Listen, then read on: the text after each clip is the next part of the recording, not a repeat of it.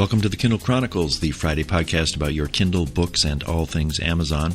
I'm Len Edgerly. Today is April 26th, 2019.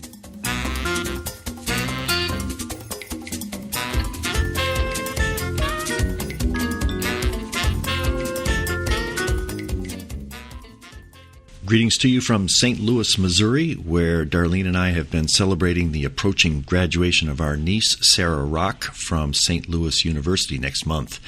The main interview this week is going to give you a chance to meet this remarkable young woman, along with several fellow engineering students in separate interviews later. They are all about 22 years old, and by a search at Google, I see that they're the tail end of the millennial generation, which goes from age 22 to age 37. And I have found this so inspiring to, hear what Sarah's been up to, a family member in the last 4 years, plus some of these other people that you're going to hear from. If this is the group that is going to be leading us forward, I think there's cause for optimism and hope. And my mind has been full of ideas that I learned in talking with them. So this is perhaps a special episode, a celebration of the voices of the future, especially of the young women who are heading out to make their marks and use their talents on problems that sometimes just seem too big to solve. Before we get to the SLU story, by the way, St. Louis University SLU is known locally as SLU, so you'll hear that mentioned. But we'll take a look at a couple of news stories and a tech tip, and then dive into these conversations here in St. Louis. In news this week, Elizabeth Warren, in a CNN town hall featuring 5 candidates back-to-back, continued her case for breaking up Amazon. I heard her do a version of this in Austin during South by Southwest, and it must be polling well because she is continuing her critique focusing on Amazon's online marketplace. She describes it as a platform which Amazon can manipulate to its own advantage by promoting products Amazon sells alongside third-party sellers. Warren this week, as she did in Austin in March, makes her critique apparently easy to understand by saying you can run the platform, that is, you can be the umpire in the baseball game, and you can run an honest platform, or you can be a player, that is, you can have a business, or you can have a team in the game. But you don't get to be the umpire and have a team in the game. Well, when you put it that way, who could disagree? The problem with the sports analogy is that Amazon is not really fielding its own team on its vast online marketplace in any meaningful way. In a rebuttal reported by Business Insider, the company stated that its private labels, such as Amazon Basics batteries, which I buy a lot of, account for only 1% of its business. Amazon also said, contrary to Warren's assertion, that it does not, quote, use individual sellers' data to launch private label products. Their statement to Business Insider continued, Amazon uses data about individual sellers only to support them or enhance or protect our customers' experience. We prohibit the use of individual sellers' data to compete with them through our first-party offerings, including through our private label products. They added, private label products are a common retail practice, and Amazon's private label products are only about 1% of our total sales. This is far less than other retailers, many of whom have private label products that represent 25% or more of their sales, the company said. I'm glad to see Amazon putting out its side of the story because the Democratic primary is going to generate a lot of proposals about the company as well as other big tech enterprises. I'm not one who thinks there might never be a 21st century antitrust case to bring against big tech, but I hope momentum for it will be based on facts about the real economic impact of these companies on consumers and society. As if to emphasize Amazon's continuing innovation on behalf of customers, the company, in discussing its latest record earnings report yesterday, announced that it is taking steps to offer free one-day shipping to Prime members. That's an impressive improvement over the current 2-day shipping that's included in Prime. They didn't say when this might actually go into place, but they'll be taking steps this year toward that goal. Those sorts of advances, combined with Amazon's consistently stellar customer satisfaction surveys, I think may lead voters and policymakers to tread pretty carefully before making any real-world moves toward breaking the company into pieces that might not add up to the same level of innovation, low prices, wide selection, and amazingly fast delivery. For the tech tip, I want to mention a change that I've noticed on my e-ink Kindles. I believe it's across all three of them, the Oasis and the Paperwhite and the basic Kindle. What happens is that when I highlight a passage in the book, instead of the gray highlight appearing over the words as I drag my stylus or finger across, those words are now underlined as I define the highlighted word or passage. And there's a little mark that shows on the left margin showing how many lines are highlighted. It's not clear to me immediately what the benefit of this change is. It does seem to make it easier to see the word that I'm highlighting. And once I have the passage defined, I can tap to highlight or to make a note as before. I may see if I can get some more information from Amazon on this change, and it came over on an update that I received wirelessly on my devices. If you've noticed it, have any thoughts on what the advantages of it are, you could send me an email at podchronicles@gmail.com. Okay, let's turn back to St. Louis University, or SLU. I recorded the interview with Sarah Rock, my niece, on Wednesday, April 24th. She's the daughter of Darlene's brother Rod and his wife Connie. She grew up in Omaha, Nebraska, where she graduated from Fort Calhoun High School. She was the valedictorian of her class of 2015. 4 years later, Darlene and I are here in St. Louis to attend a presentation that her team is made for their senior project. Next month, she is going to graduate in the honors program at SLU's Parks College of Engineering and Aviation with a Bachelor of Science degree in Mechanical Engineering. I was glad she agreed to an interview because I think you're going to hear in her voice, as I said, a kind of hope for the future. At 22 years old, she's a woman full of promise, married last summer to another remarkable young person, her husband Nick, who listened on a couch in the library with Darlene and Claire while I spoke with Sarah. I'm pleased with this new iRig microphone that I'm using to record on my iPhone, but some static of some kind crept in about halfway into this interview. It doesn't last long, so stay with it, and then it clears up for the rest of the time. For our conversation, Sarah chose a basement room with good acoustics because of the books along one wall, and I began by asking her to describe where we were. We're at St. Louis University, the Catholic Studies Center. And this is like a library? Yeah, this is kind of the library for the center. Now, you grew up in Omaha. You're my niece. I've seen you grow up from way little, and I remember when you chose to come here, you looked at a number of schools. You were a great student. You went to school in Fort Calhoun, right? Why did you choose to come here? Well, I was really interested in biomedical engineering, so I was looking at schools with a good biomedical engineering program. SLU was on my list, but it wasn't really high on my list, and it kind of just came down to scholarships. And also the culture on campus. I looked at really big schools like Georgia Tech, and the culture on campus seemed to be study all the time and not really have like friends or get a chance to do community service, and SLU is really big in community service, so that appealed to me. Having come here now and spent 4 years here, was there something about the experience that surprised you and was different than you expected when you chose it? Yeah, I was expecting it to be more of a faith-based school since it was a Catholic school. I'd gone to public school my whole life, so I didn't really know what to expect. SLU's very focused on social justice and community service, which has been really good experience to get to experience that in a way that I wouldn't have if I had gone to a different school. But I guess I expected it to be more like a Newman Center all over campus, and it is not. So in terms of the students, what proportion of the students do you think are serious in their faith in the way you are versus students who are pretty much coming at it from a secular point of view? I would guess less than 20% are serious in their faith, but I'm not sure. When you arrived, were you taking courses in the biology area at first, and then how did you make this transition? So I took general biology, general chemistry, math freshman year for a degree in biomedical engineering.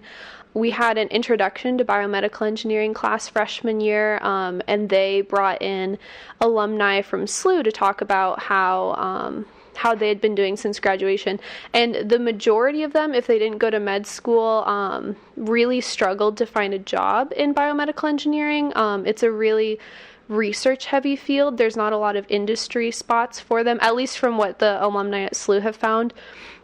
And I knew I was really interested in working in industry, working more on projects instead of doing research in a lab. So I thought mechanical engineering would give me the opportunity to continue working on projects that interested me, but had a little bit more job security.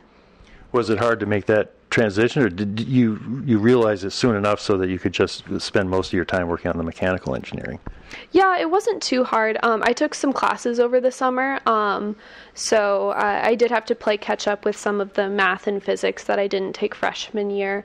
But yeah, it's a pretty similar major, so it wasn't too hard to switch. And actually, having 2 semesters of biology has been helpful for some of my engineering classes. Some of the concepts are really similar to how the body works, so I found that that's kind of an advantage.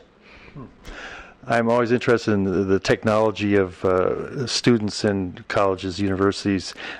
There was a time, I think, when ebooks first came out 10 years ago, people thought, oh, well, textbooks will all be ebooks. There's so many advantages.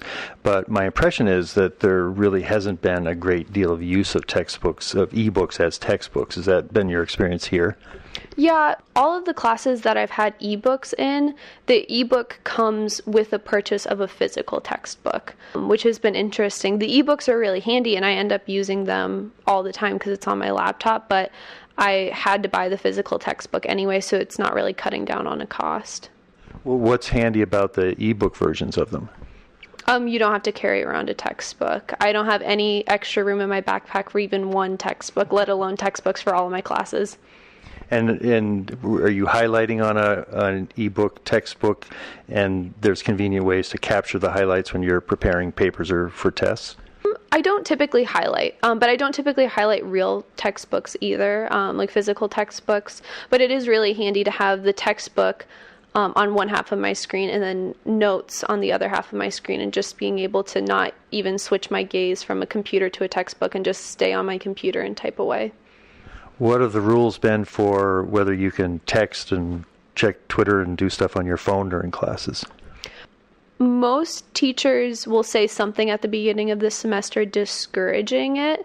Most teachers won't say you can't have your phone out at all, but they will say, like, please don't text, please don't take calls during class. But it's not really enforced. I've only had one professor freshman year in a big lecture hall try to enforce that rule. Most other professors will just make a comment at the beginning of the semester, and then students will proceed to text anyway, and they'll just ignore it.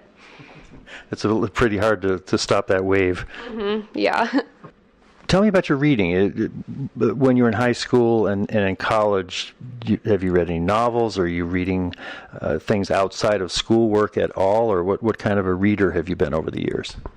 It's been hard to be an outside of schoolwork reader. In high school, I had a lot more time for it. In college, it's really hard when you've been studying all day to get some time for yourself and convince yourself that you want to spend that time doing more reading. But yeah, I've had a little bit of time in college to read. Nick and I actually, Nick, my husband, since we're doing mission work with Focus, they actually gave us homework assignments beforehand, so we have to do some online classes, and with that they gave us 5 books that they recommended reading before mission work. So this semester has been a lot of doing reading for that outside of my coursework. Well, let's talk about Focus. What does that stand for? The Fellowship of Catholic University Students. And is it just in the U.S.? No, it's international as well, but Nick and I, being first-year missionaries, will be put in the United States this year. So you have a year here, and then you'll be sent somewhere overseas?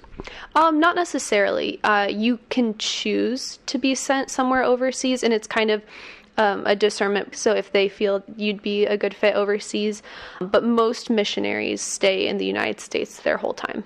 What's its relationship to the Catholic Church?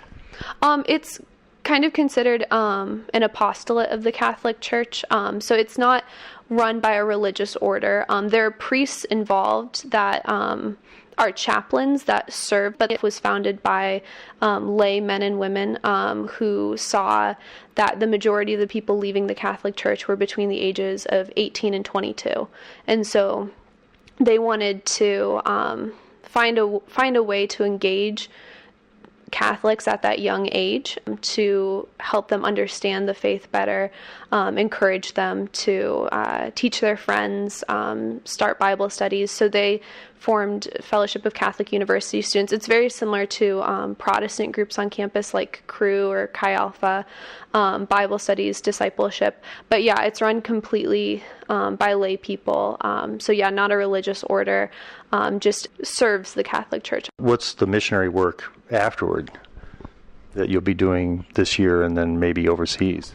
Well, the mission is on college campuses. So you just be doing a mission at college campuses somewhere other than SLU. Right, yeah. There's mission trips that go off of college campuses, but the primary goal of focus is to be on mission on a college campus. And in that kind of work, you and Nick would be hosting meetings, Bible studies, different events for students in some other place. Right, yeah. So there would, we'd probably be working closely with the Newman Center, helping them with events. Primarily what a missionary does is they live in community with their teammates and form intentional community. And they also lead Bible studies for students and engage students in discipleship. I remember at Harvard there was a Newman Center. I guess it was, I don't know if it was part of Harvard, but there were Harvard students, and there was one guy I really liked, and he lived there. It was like a place where he could live and they worshipped. Does Focus have actual places where people live, or it's more sort of a program in these universities? It's more of a program, more kind of like employees working in tandem with the Newman Center on campus. So yeah, they would live off campus in apartments that they choose. So yeah, that's not really necessarily living on campus, but more kind of like employees to the Newman Center, but working with this outside company to build up what the Newman Center is already doing on campus. Do you have any hopes as to where you might end up when this year of Focus is over? Nick wants to go to law school, so we'll probably end up in a city with a law school that he's able to attend. He would really like to go to Creighton right now, but we'll just kind of see where we end up, where Focus places us, if we like the city that we're in there. So yeah, I'm not sure. Now, you said when you started out, you shifted from into the mechanical engineering, partly because of the job opportunities, and you're choosing a path for Focus, at least for the short term, that probably isn't as lucrative as some of the jobs you could have got as a mechanical engineer somewhere. That's a pretty fundamental fork in the road as you're leaving college. So what are the pros and cons of those two paths? I guess when I mean job security, I don't necessarily mean the best paying job. I mean a job that I would enjoy doing. And with Focus, it's a job that I know I'd be really passionate about, I'd really enjoy doing. It doesn't necessarily build off of the degree that I just got, but I'm sure I'll be using principles that I've learned from the degree in the job. So yeah, did that answer your question? Yeah, so it's something you're really engaged with, and the salary aspects of it. Well, if Nick gets a law degree, there's going to be some opportunities there, although there's ways to be poor as a lawyer as well, yeah. Which maybe you'll find. Mm-hmm. I guess when I grew up, I graduated in 72, and there was at the tail end of the 60s, and the whole choice between leading kind of an idealistic life of service with, very modest income, or just really trying to get wealthy. These were sort of profound decisions that would get talked about late at night in the dorms, and I'm interested to get a sense of, 40 years later, someone with as much potential to really go in any direction you want as you and Nick have, how you're sort of aiming your life between the options of a service life with less income versus a more traditional professional life with, all the things that money can buy. Mm-hmm. I mean, mechanical engineering is not completely off the table. So I could definitely see myself working in some kind of industry job with mechanical engineering eventually. I mean, I would, of course, like a salary that's big enough to support a family. But outside of that, I guess my primary concern right now is more like what is what jobs am I passionate about? What jobs will I be excited to go to work for? What jobs can I impact the world the most at? And as of right now, I'm feeling most called toward a job like Focus. That's not really a traditional path for someone with a Bachelor of Science. That could easily change in the future. I could definitely see myself pursuing some kind of job in mechanical engineering that could be equally as enjoyable. But yeah, for the time being, I figured this was a good first step after graduation. Yeah, makes sense. Well, let's finish up talking about you've got a presentation that has to do with something that you've created with a team. This is a mechanical engineering project. Tell me about that. Yeah, so SLU, for their engineering graduates, you have to complete a year-long capstone project. So at least for mechanical engineering at SLU, they divided us into teams of about 5 or 6, and we each team collaborated, came up with ideas, picked a project. So our team was really concerned with having a project that left some kind of impact on the community around us. And so traditionally, the mechanical engineering projects in the past at SLU have been a project that you make to prove some kind of concept, to kind of prove that you can design something and build something, and then you give it to SLU to put on display. One of our teammates was really passionate about making a project that we could give to someone. There's an organization called Go Baby Go that it's a nonprofit, I believe, and they modify existing kids' cars that they can ride in, so those little Jeeps that kids can ride in for kids with disabilities so that they can control it themselves. This would be fairly young kids, like 2 to 4 year olds, or? Yeah, probably under the age of 5, yeah. And so we really liked that idea, and we found a child in the St. Louis area that had actually, their parents had reached out to Go Baby Go. The Go Baby Go wasn't able to work with them, so we decided to work with them. It's a young, our client is a young boy, 3 years old. He has spina bifida, which has left him with lower extremity paralysis. So he can't use traditional kids' cars because he can't control the pedals. And so we've designed a car that is completely controlled by hand. So there's traditional steering, and then there's a potentiometer in the steering wheel, so he can adjust a lever in the steering wheel by hand to control the speed. So we've made the car almost completely from scratch, designed the frame, designed the steering. We're working with an electrical engineering professor to get the motors running, so it's been a long project. What's the name of the boy? Ryder. And has he sat in the car yet? We've used him once for kind of measuring to make sure we're on track for the car, but no, he hasn't seen the car yet, since it's been more put together.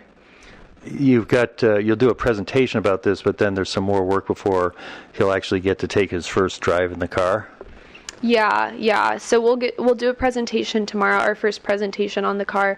So the car is currently, the steering is functioning right now. So currently we have a chassis and a steering system that works. Thankfully, we don't have the motors running yet, so it'll be a little bit longer before Ryder's able to actually get in the car and drive it himself. I would think that would be quite a moment. Mm-hmm. Yeah, I'm excited for that day. How about the brakes? How are you going to design the brakes for the car? So that's all in the electrical system. So I haven't been working on the electrical system, so I can't say too much about it. But one of our teammates has been coding. We were using an Arduino to control the speed of the car. So the Arduino will control the motors, and then the actual control that Ryder has is in the steering wheel, like I said, in the potentiometer. So that'll all be controlled with a microchip. Have you given this invention a name? For presentations, we call it Ryder's New Ride. I don't know if that would be really a selling product if we named it that, but that's what we've come up with. I think it sounds pretty good. Mm-hmm. If you think back on your 4 years here, an experience, a class, a teacher, a fellow student, you think 20, 30 years down the road, when you think of SLU, you're likely to have a memory that perhaps was kind of an inflection point in your life or helped you understand what you think you're about in a new way. What comes to mind in that category? That's a good question. Well, I've been really involved with the Catholic Studies Center here and also in Chi Alpha Christian Fellowship on campus. And I don't know if I can come up with a specific moment, but those both have been very impactful, and just figuring out, discerning my next steps after graduation, discerning kind of like SLU's whole mission for the greater good. So I have this degree, but what can I do with it that will actually leave an impact? So both of those groups have been really helpful and informative in that. Sounds great. Well, you haven't wasted too much time partying, it sounds like. No, not too much. I have been speaking with my niece, Sarah Rock, who's graduating next month in the honors program at St. Louis University's Parks College of Engineering and Aviation. She'll be earning a Bachelor of Science degree in mechanical engineering. I'd say she's spent her 4 years pretty well here. Thanks a lot. Thanks. The day after I spoke with Sarah, Darlene and I and Connie and Rod toured a big room at SLU full of her fellow students standing by posters describing their senior projects. They were all dressed to the nines, brimming with pride about what they had created or discovered. Sarah and her teammates had Writer's New Ride on a table next to the poster, and it was an impressive creation, even though it is not fully fleshed out yet with the controls that it will eventually have that they designed. I'd say there were about 100 projects on display, and I took my microphone and iPhone with me to chat with a couple of the other teams. I think you'll hear this intelligence and optimism that these 22-year-olds have as they head out into the world with their undergraduate engineering degrees from St. Louis University. SLU is an impressive school, but I have a feeling that if we'd had a chance to visit many other colleges in the U.S. and the world, we'd find a similar level of forward momentum among the millennials, the generation that is now larger than my boomer cohort, and more power to them. Hi, I'm Kaitlin Gallatin. I'm a senior at St. Louis University, and I am doing a device that measures opioid use. Now, opioids, of course, in the news. How would this device be useful in combating the opioid epidemic? So currently about 115 people in the U.S. every day die from opioid overdoses. And so this device, later on down the road, currently it's still in prototype stage, but it could help physicians get that real-time data by measuring heart rate, skin temperature, and acceleration, so how much your body moves around. And the physicians will be able to remotely look at that data and see whenever there's spikes or changes in it, to then know when a patient is overdosing or whether they're not taking their medication or taking just the right amount. So it kind of helps that physicians can monitor them outside of the clinic, which that's obviously a lot of people are overdosing and physicians aren't able to get there fast enough to save their life or combat whatever's going on. So that is really the need that kind of set us up for this project. So are there certain parameters of the things you can measure that are clearly an overdose of opioids that match without any false positives or negatives? Right. So one thing, with the heart rate, skin temperature, and acceleration, when your body initially starts metabolizing the opioid, you're going to have spikes in all three of those because you're going to get that initial high. So your heart's going to beat really fast, your skin's going to get warmer, you're going to move around or shake. And then whenever you kind of reach the half-life of the drug, you'll calm down, and so you're going to see drastically low heart rates, very cool skin temperature, and you'll be very lethargic and just kind of calm down as you're riding out that high. And so by seeing those changes over a span of time, we'll be able to know that, okay, this person just took opioids, or this person is overdosing because they had a very high heart rate compared to their baseline, and now, their heart rate's at 30 beats per minute, or something that is life-threatening. And one thing that could be a problem with this is exercising. And so we would have the patient kind of, monitor their exercise use as much as they can, obviously, but write it down, whenever they do it throughout the day, so then that we'll know that they're exercising and they're not about to die. You could see the difference and feed it in. Right, because they would have, theoretically, spikes in all those, but they would maintain those spikes, whereas with opioids, you'll have the spike but then initially get that low, which patients exercising, you're never going to get that low. You'll just return to baseline. So when you see that pattern, is there a place in that pattern where someone is most at risk of dying? Actually, yeah, the dip is when they're starting to die, or not starting to die, but that's when it becomes more life-threatening, because with opioids, people they usually die by they stop breathing, and so their heart gets super slow, and their body gets very cold because the blood's not moving around. And so that dip would be kind of a warning sign to, like, we need to check up on this person. And also the time span from that spike to dip would be another indicator that their body is kind of shutting down and calming off. Well, can you tell me a little bit about the process? I mean, did you have an idea for this that ended up being pretty close to where you ended up, or what was sort of the discovery that led you to what you've got here today? Okay, yeah. So we worked with Dr. Schur, who is over on SLU Med, and it was originally his idea because he works in a family medicine clinic, and he has patients who are dying from opioids, and who he knows this firsthand. And so he gave us the project idea, and then we kind of went from there and dug into research about it and found a bunch of articles, which there are devices in the research phase that is for measuring opioid use. We're not the only one, but none of them have come to market.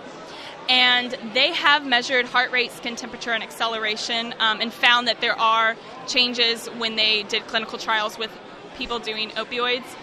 We initially had electrodermal activity sensor on there, which that measures skin conductance, so kind of sweating.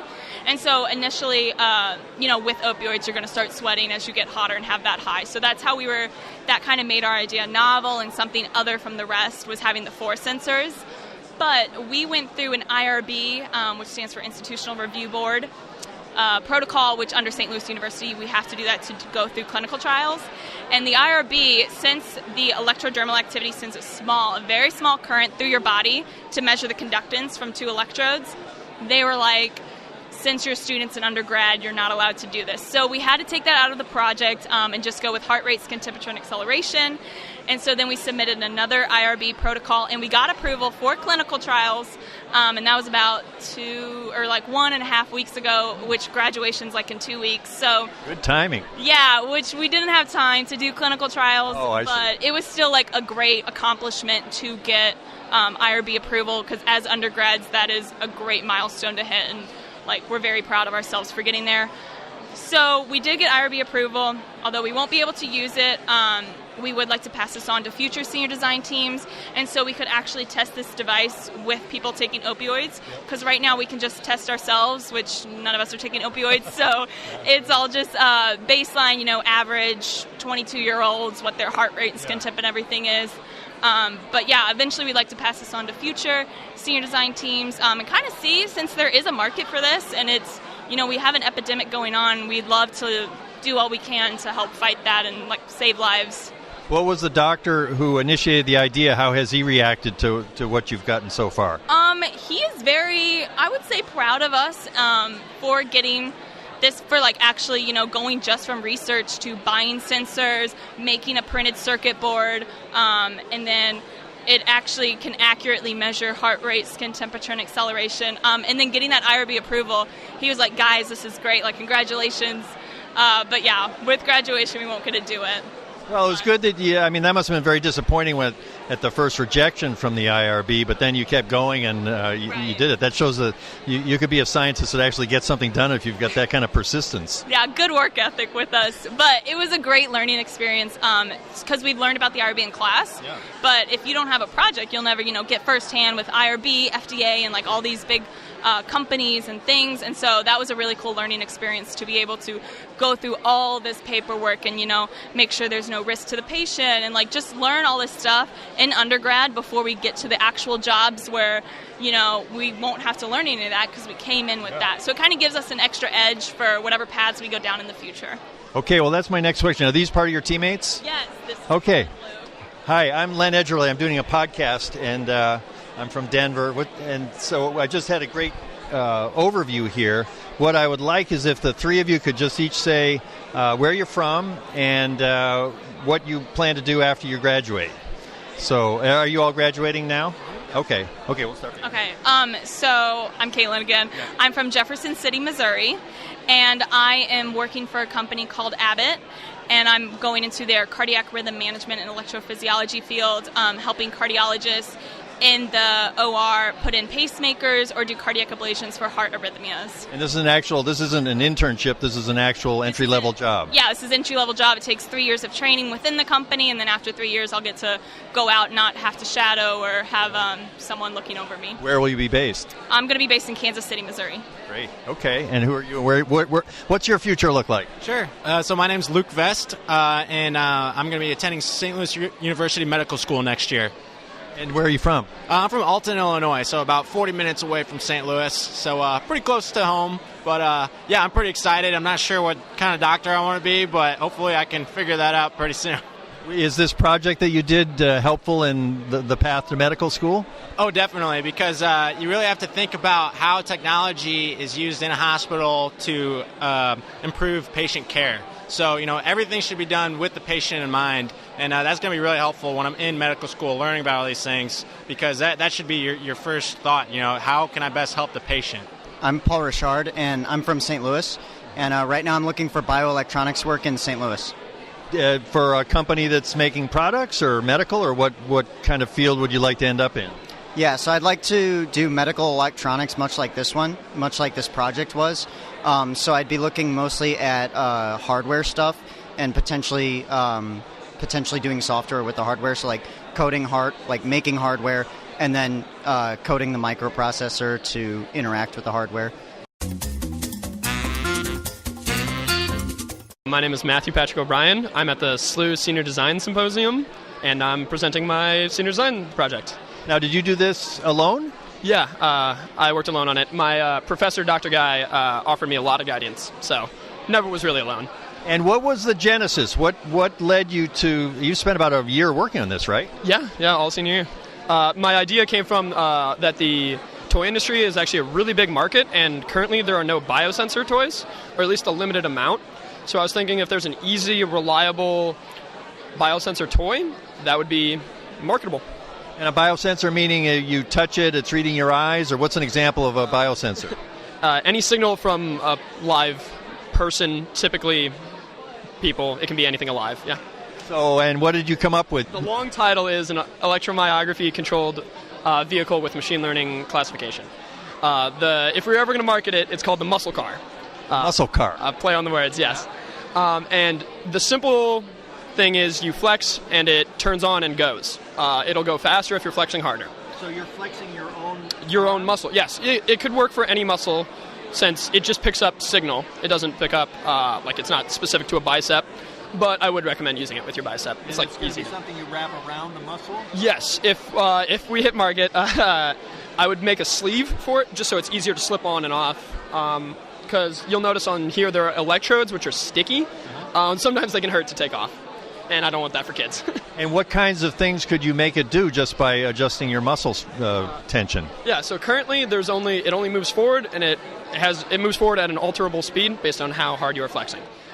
With more sensors, I can make it do more. I can make it go left and right or forward and back. If we made a sleeve, I would put more sensors in it. But since this is only a one-year project, I only use one sensor. Would you be able to guide the left and right by movements of your arm? Movements of your arm typically implies like a shoulder movement. But this movement, yes. Like that movement, it uses your tricep, it would pick up the signal. Yeah, so definitely. Anything that moves the muscle is going to give you a way to give the car some guidance. Yeah, it'll see a waveform. So yeah, this was me right here. So that was before, and then you'll notice, boom. It's pretty recognizable where when you're flexing. Yeah. Sorry. There is a smaller peak here. Yeah. That is an example of a 1, so there is output strength. This is a 1, that's a 10. I see. Well, as you worked on this, did you come up against some dead ends and frustrations, and how did you get around them? Yes, so you'll notice there is no car here. That's a frustration. Yes, a very, right at the end of the line. My engine stopped working, so the thing that turns those gears, and that's a hardware difficulty that it's hard to get around. It's too late to order a new one, so... Where did you get the original one? So yes, this is an Arduino set.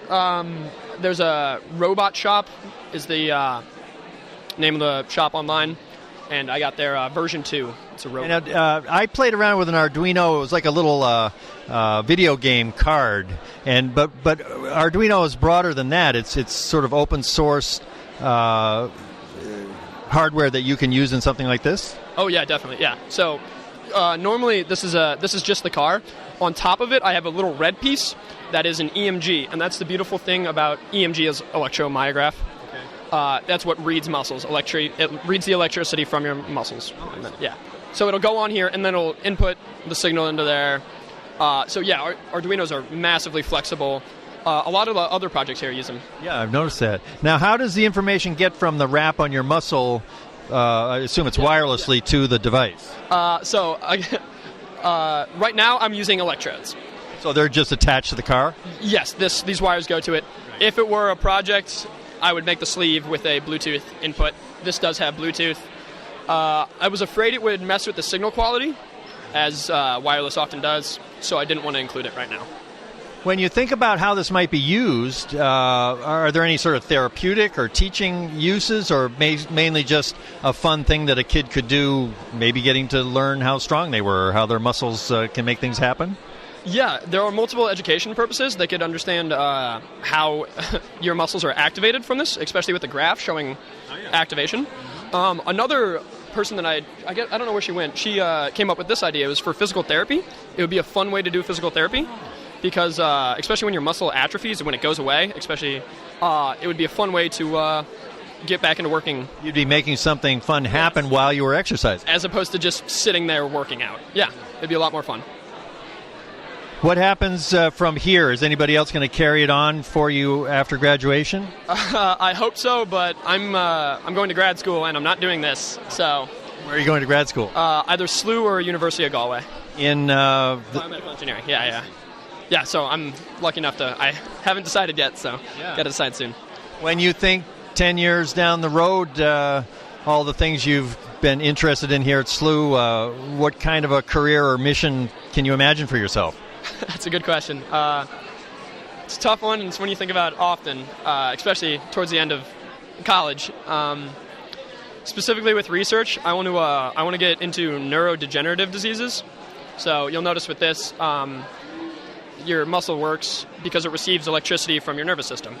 There was a monk at my high school who suffered from ALS. It stands for amyotrophic lateral sclerosis. It's when you can't.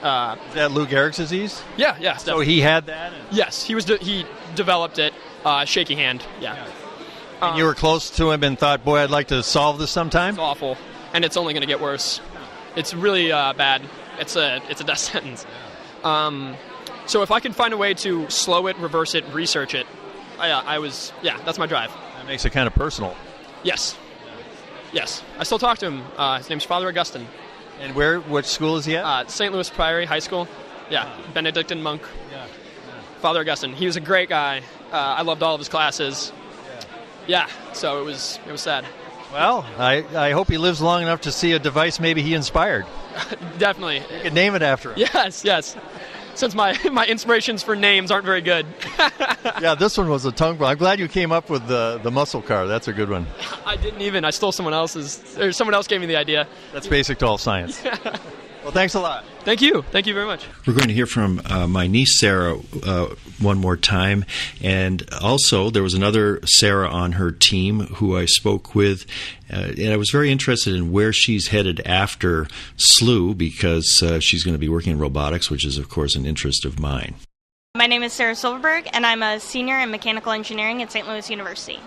We were talking earlier about what's next for you, and it's going to be in what field?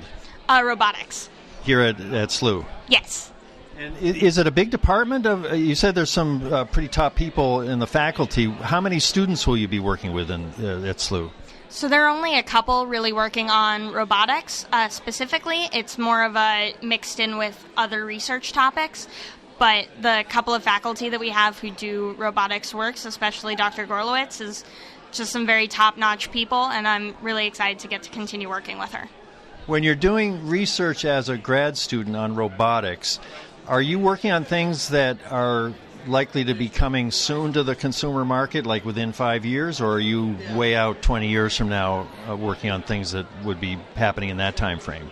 It's more of a mix of the two. It's either it's something that we're trying to develop to get out to be super useful immediately, or it's something we're trying to develop to be a stepping stone to get to the future of things. So, like the project that I'm currently working on, we're mainly using it as a proof of concept to see if this will actually work, and then we'll develop a new arm that could be then used in the next 5 years to work with telerobotics. So the project you're working on now is what? Telerobotics project. There's a student doing his master's on it, and we're adding a robotic arm to a telerobotic platform. Is this where you're able to remotely control something like a handicapped child or disabled child in a schoolroom? Yes, so it would be like Skype on wheels. So it would be like a tablet on a stick Segway platform, so it can move around in its space, being controlled using like WASD keys on a keyboard, and someone can easily control its movement in a separate location. And then what we're planning on doing is adding a robotic arm so they can then interact with their world surrounding them. And I think we talked earlier, some of your research based on actual human behavior and how humans react to robots, you might find out that an arm isn't really worth the effort to do because there'd be simpler ways to suggest someone moving around as a robotic presence? Yes, so it's very easy for humans to just disengage completely with a robot, especially when it's trying to assume a human persona. It has to be like pretty precise in terms of your head is here, your arms meet where they're supposed to, and it needs to be proportional. So the robotic arm and height of the robot needs to match like the stand-in person that it's representing. So then give that extra level of believability, so then your brain kind of buys in to the situation that you're really talking to a human. Because in most cases, people would delay talking to a telerobot as opposed to a regular human who's there, because they'll get more connectedness with the person they're talking to as opposed to the robot. So they'll wait to talk to them until they finish talking with all the other humans. And if you're really picturing a student who can't physically be at school, you wouldn't want his robotic avatar to be kind of shunned or ignored, because that could be kind of sad. Exactly. The whole purpose is to add that extra level of being a kid in a regular classroom, still getting to learn like the rest of the students and still getting to connect with your friends at lunch and even go out to recess, and just like while you can't go run on and play on the monkey bars and things like that, you can still be out there and be with your friends and play and be in that, get that extra level of connectivity.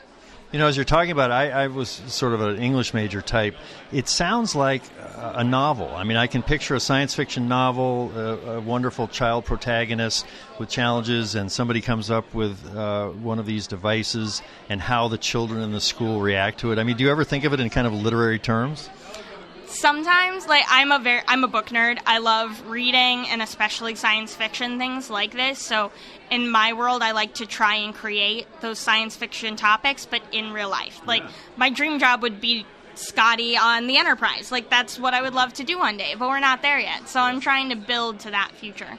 And so adding this level of connectivity with people can be a really big stepping stone. And if we can make it a book and make it a more acceptable and more actual reality type thing, then it can become more available to other people and just really add an extra level of life to these kids who are stuck in hospitals. Now, I've been experimenting with Vector. I had Cosmo before. These are the ones made by Anki that came out of Carnegie Mellon. And my goal for it has been just to see how I relate to this little thing. And I've been surprised that how quickly I part of me accepts that he's real in some way. And can you, if you're hoping to become more comfortable in the future, I mean, I'm 68, I'm not going to see as much of the future as you will, but is playing around with a device like Vector or other similar robots a good way for people to try to understand how their own personal future might look like in relating to robots and just kind of getting ready for the future? Very much so. Like having a Vector or a Roomba or even an Alexa device is just already stepping you towards this idea of having a virtual presence that's in either robotic form or a virtual assistant can just change how you move and work in everyday life. And while Vector is meant to be more of like a pet characteristic as opposed to like an assistant like Alexa would be, it's mainly about creating that connection and that personal connection to the item that you're playing with. So it's really like adding that pet environment to you. So like when Vector goes around and like moves around your keyboard or gets really upset because he can't do something, like you see it and you react and you smile because like it's really cute that this robot is getting frustrated at not being able to do things. And it's like that nice connection and that smile and that extra like hit of dopamine type thing of that affirmation of like, it's okay, it's just a little robot, but like he can't do this and it's kind of funny and cute. But like all of that together is leading us to a future where we have robots more in our life and making things more accessible and more able for other people who can't necessarily do everything to have that extra connection to the world. And that's really cool. What are your concerns in terms of misuse of this technology? I mean, if I have robots in my home, they could be hacked. If somebody wanted to do something harmful to me by hacking into the robot, just that whole darker side of the technology, does that keep you up at night, or where do you put that in terms of your overall optimism about what's ahead? I think you shouldn't throw out a whole idea just for a few bad people who could misuse it. Just find extra protections, find ways around it, find ways to protect against that issue or that vulnerability. And because at the end of the day, like, this is the future that we're moving towards, and this could greatly help a number of people to be more successful in everyday life. And why throw that out just in case someone does something? Like, you can't really control other people's actions, but you can control like what you do and how you help build the future. Well said. Thank you. Thank you. At the end of my exploration of the room, I had seen something that led me to ask Sarah one more question, Sarah Rock, my niece, and this led to quite an interesting observation about the difference between male students and female students in her experience. So as I was walking around the room here, I didn't see any other teams that comprise all women. How did your team end up being all women? Well, it wasn't intentional walking into the room. But we were able to pick our teams. At least what I've found in my experience. It's not true of all of the guys in my major, but in my experience, when I'd work in group projects, the women would get stuff done very quickly and on time and efficiently. And a lot of times the guys, they'd be smart and they'd get good work done, but they would wait until like 2 a.m. the morning it was due. And so the other... You had some experience of that in the earlier years of your program. Right. And the other girls kind of felt the same way. We were all sitting close to each other in the room, so we kind of talked about it, and we're like, you know what? We haven't experienced working with very many women throughout all of undergrad, and so it'd be really cool to have an experience of an all-women's team and just seeing how we do being independent as a group, because a lot of times, at least in my experience in labs, working with guys and being the only woman in the group, I feel like I would just get the lesser tasks, like organizing the paper and proofreading and stuff like that. So I thought it'd be really cool to have an experience of designing an engine, doing all the math, doing all of the building solely with women. Did you learn anything about the dynamics of working in an all-women's group that surprised you, that would carry forward into whatever work you're doing? If you find yourself in an all-women's group, what lessons will you take from this into that?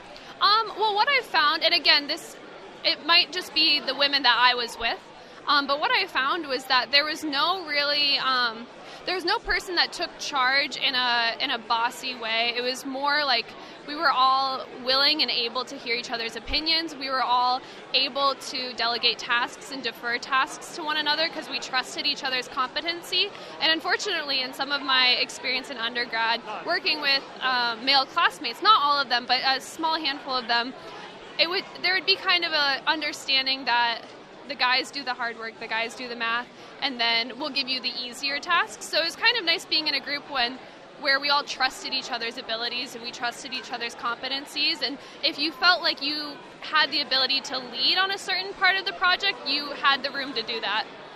Well, you didn't find that people sort of fell into those male roles since there weren't any males in the group, that those were kind of archetypes that there was a need or a pattern to fill in?